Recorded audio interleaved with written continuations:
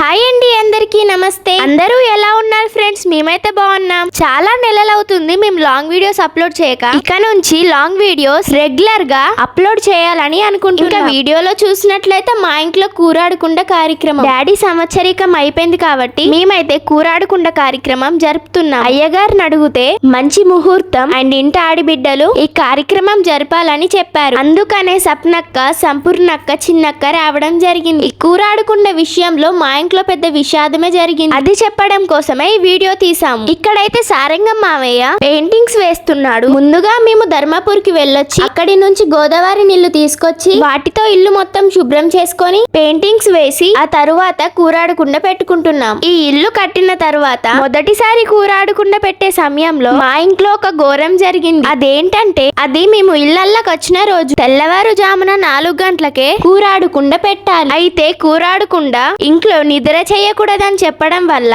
అలాగే మా ఊర్లో కుమ్మరి వాళ్ళు లేకపోవడం వల్ల సప్నక్కైతే వచ్చేటప్పుడు కూరాడుకుండ తీసుకొని వచ్చింది. ఇళ్లకు వచ్చే కార్యక్రమం అయిపోయిన తర్వాత మా అత్తయ్యలు అంటే మా సప్నక్క, మా చిన్నక్క, మా సంపూర్ణత్తయ్య కూరాడుకుండలను పుదిచ్చారు. మన శాస్త్రం ప్రకారమే అక్క వాళ్ళు కార్యక్రమం జరిపించారు. ఆ కుండ నిండా బియ్యం పోసి కుడక రైకబట్ట పెట్టి మూత పెట్టారు. కుండ చుట్టూ సున్నం రాసి బొట్లు పెట్టి పుదిచ్చారు. అలాగే ఇంకొకటి నీరాడు, దాంట్లో నీళ్లు పోసి యథావిధిగా అది కూడా పెట్టారు. కానీ మా దురదృష్టం ఏంటో తెలీదు, అంత బాగా మా అక్కలు నిన్ను మనసుతో ఆశీర్వదించి కూరాడు పెడితే సరిగ్గా వారం రోజులకి అంటే తిరుగువారం నాటికి కుండ పలుగు చూపించింది. కూరాడు కుండ అలా పలుగు చూపించకూడదంట. అది ఎన్నో అనర్థాలకు దారి తీస్తుందంట. అసలు ఎందుకు అలా జరిగిందో మాకు ఇప్పటికి కూడా అర్థం కాలేదు. ఆ తరువాత కొన్ని రోజులకు ఆ కుండ మొత్తం పలిగిపోయి బియ్యం బయటకు వచ్చేసాయి. మేము వెంటనే అయ్యగారు దగ్గరికి వెళ్ళాము. ఇలా ఎందుకు జరిగిందని అడిగాము. అప్పుడు అయ్యగారు దీనికి మనం ఏం చేయలేమని, జరిగింది అనార్థమేనని ఇంకొక మంచి రోజు చూసి మళ్ళీ ఒక కుండ తెచ్చి పెట్టమన్నారు. కానీ కూరాడు కుండ పలిగిపోవడం అనేది మా ఇంట్లో జరిగిన ఒక విషాదమే. దాని తరువాత అప్పటి నుంచి మా డాడీ ఆరోగ్యం కూడా ఎంత మాత్రం బాలేదు. తరువాత కొంతమంది చుట్టుపక్కల వాళ్ళు అన్నారు, ఆ కుండలను ఒక రోజు ముందే తీసుకొచ్చి వాటర్ లో నానబెట్టి శుభ్రం చేసి కూరాడు పెట్టుకుంటే ఇలా జరగకపోయేదేమో అన్నారు. కానీ ఒక్కొక్కరు ఒక్కొక్క రకంగా చెప్పడం వల్ల మాకు అసలు ఏమీ అర్థం కాలేదు. ఎవరి మాట నమ్మాలి, ఎవరి మాట నమ్మకూడదు అస్సలు పాల్పోలేదు. దీనికి కారణం మీకేమన్నా తెలిస్తే కామెంట్ చేయండి. జరిగింది ఏదేమైనా మాకు అప్పటి నుంచి అనర్థాలే జరిగాయి. అంత కష్టపడి ప్రేమతో కట్టుకున్న ఇల్లు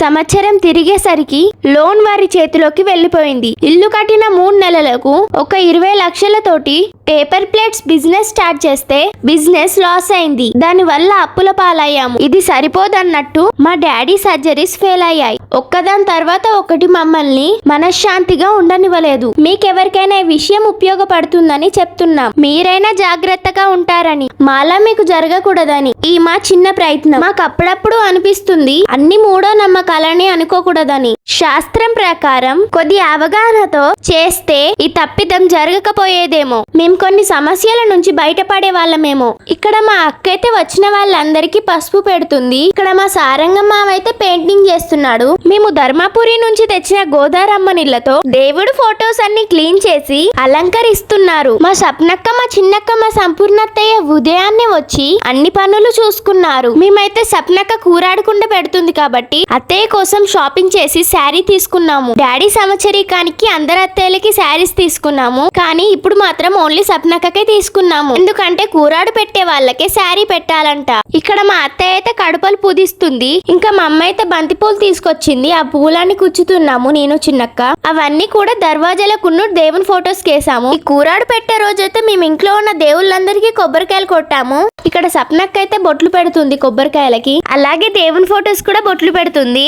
అందరం ఇలా ఒకే చోట కలవడం మాకైతే చాలా సంతోషంగా అనిపించింది. మాకే కాదండి, మా డాడీ కూడా ఇలా ఉండడం అంటే చాలా ఇష్టం. మీకు ఒక బాధాకరమైన విషయం చెప్పాలి. మా డాడీ బ్రతుకున్నన్ని రోజులు అక్క మనం అందరం తాడికల్లో కలిసి పండగ చేసుకోవాలనేవాడు. వనభోజనాలకైనా వెళ్ళాలి అనేవాడు. కానీ ఏంటో మా దురదృష్టం, మా డాడీ ఆరోగ్యం ఎప్పుడు బాలేక మేము కలవడానికి అసలు సందర్భమే రాకపోయేది. మా డాడీ చనిపోయినప్పటి నుంచి మా సప్నక్క ఆరోగ్యం అయితే క్షీణించిందంట. మా గురించి బాధపడి చాలా కృంగిపోయిందంట. మమ్మల్ని ఎప్పుడు కలుద్దామా అనుకుందంట. నా కోడళ్ళని కలిసే సమయం రాదా అని బాధపడిందంట. ఎంతైనా మేము వాళ్ళ తమ్ముడు పిల్లలం కదా, వాళ్ళకి తల్లి గారు అంటే మేమే కదా. మాపై ఎందుకుండదు మా అత్తయ్యకి ప్రేమ? కానీ మా దురదృష్టం, విధి మమ్మల్ని విడదీసింది.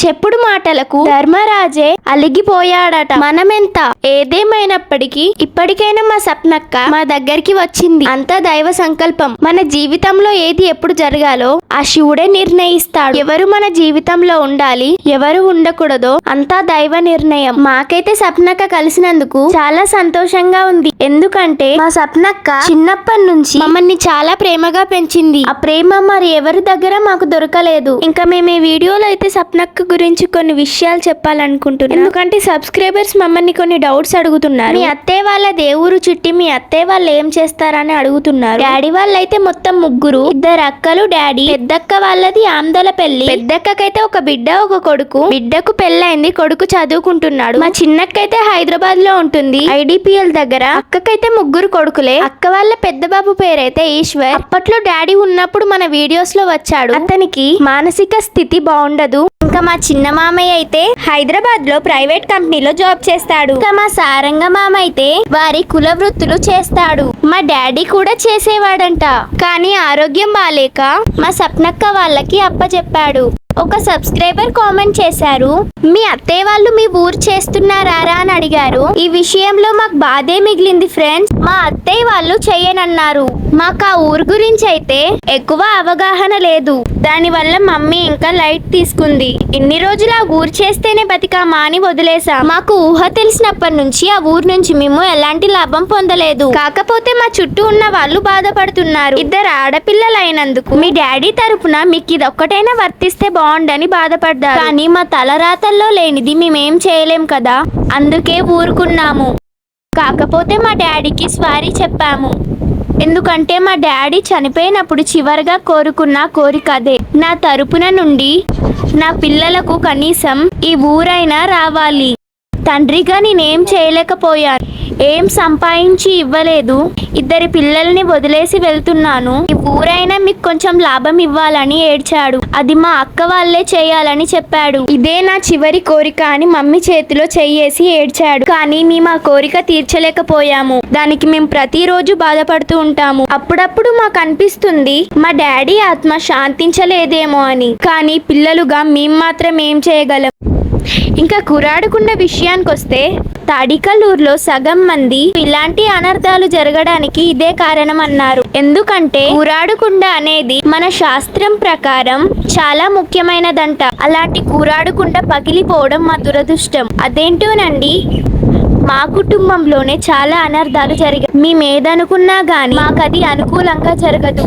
ఇప్పటికైనా మా తలరాతలు మారుతాయేమో అనుకున్నాము, కానీ ఇప్పటికి కూడా మా మమ్మీ ఆరోగ్యం బాలేదు. మా డాడీకి చిన్నతనంలోనే వాళ్ళ అమ్మ నాన్న చనిపోయారు. మా నానమ్మ తాతయ్యలది కూడా అంత పెద్ద వయసు ఏం కాదంట, చిన్న వయసులోనే చనిపోయారంట. మా తాతయ్య వాళ్ళ అన్నదమ్ముల్లోనే చిన్నవాడంట.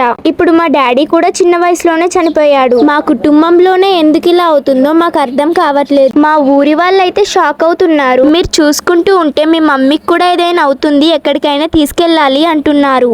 మాకైతే చాలా భయమేస్తుంది. పైకి ఏదో అలా ఉన్నాం, కానీ లోపల కుమిలిపోతున్నా. మీరు కూడా మీ ఇంట్లో కూరాడుకొండ పెట్టుకునేటప్పుడు చాలా జాగ్రత్తగా ఉండండి. మాలాంటి అనర్థాలు మీకు జరగొద్దు. మీరైనా సంతోషంగా ఉండాలి. ఇంకా కొంతమంది ఒక విషయం తరచుగా అడుగుతున్నారు. దీని మీద మేము చాలా సార్లు వీడియో చేద్దాం అనుకున్నాము, కానీ సందర్భం రాలేదు. ఇంతకీ ఏంటంటే, మీ అత్తయ్యలు మీ డాడీని చూడడానికి చివరి సమయంలో రాలేదు కదా చిట్టి, ఎందుకు మాట్లాడుతున్నారు చిట్టి అని అడుగుతున్నారు. మీరు అన్నదాన్ని మేము తప్పు పట్టట్లేదు, కానీ మీరే ఒకసారి ఆలోచించండి. గొడవలు లేని కుటుంబాలున్నాయా? అలా అని విడిపోవడమే పరిష్కారం కాదు కదా. మొదటగా మాకు కూడా బాధ అనిపించింది. ఎందుకంటే మా డాడీ చివరి టైంలో మా అక్కలు వస్తారని కొండకెదిరి చూసినట్టు చూశాడు. ఎవరు వచ్చినా కూడా రేపు మా అక్క వాళ్ళు వస్తారేమో అనేవాడు. మా డాడీ వాళ్ళు వస్తారని చాలా ఆశ పెట్టుకున్నాడు. నిజానికి మా సప్నక్క అలాంటిది కాదు. మా సప్నక్క రాలేదంటే మేము ఇంకా నమ్మలేకపోతున్నా. ఈ విషయంలో మేము కూడా జీవితాంతం బాధపడతాం ఫ్రెండ్స్.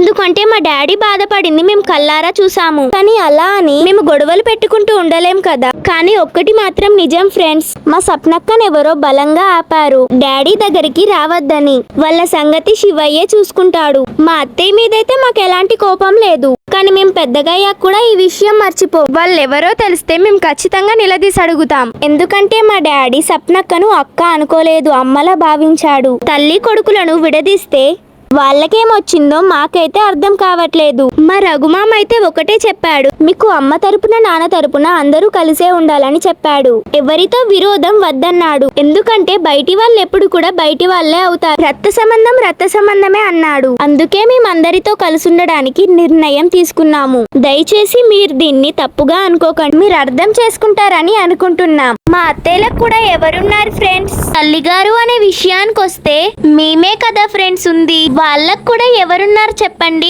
అయినా మా అత్తయ్యలకు ఉన్న ఒక తమ్ముడు చనిపోయాడు. ఇంకా ఆ తమ్ముడికి సంబంధించిన ప్రతిరూపాలు మేమే.